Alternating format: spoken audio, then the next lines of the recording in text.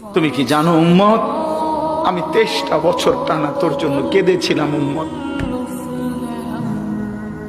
আমি এমন কাঁদা কাঁদছি রে উম্মত তোদের জন্য। এশার নামাজের পরে দাঁড়াইছি, ফজরের আজান পর্যন্ত আমি আমার মালিকের কাছে তোদের জন্য, উম্মতের জন্য চোখের পানি ফেলে কাঁদছিলাম। আমার এত চোখের পানি তোর দিল গলাইতে পারলো না। আমি তায়েফের পাথরের আঘাতে আমার পিঠটা চালনির মতো ছিদ্র ছিদ্র হয়ে গেছে রক্তে। আমি বুকে পেটে 2টা পাথর বাঁধছি ক্ষুধার কষ্টে। আমি উহুদের দান শহীদ করা রক্তে উহুদের ময়দানে পড়েছিলাম বেহুশ হয়ে। আমার ঘরের চুলায় 3 মাস রান্নার জন্য কোনোদিন চুলায় আগুন জ্বলে নাই।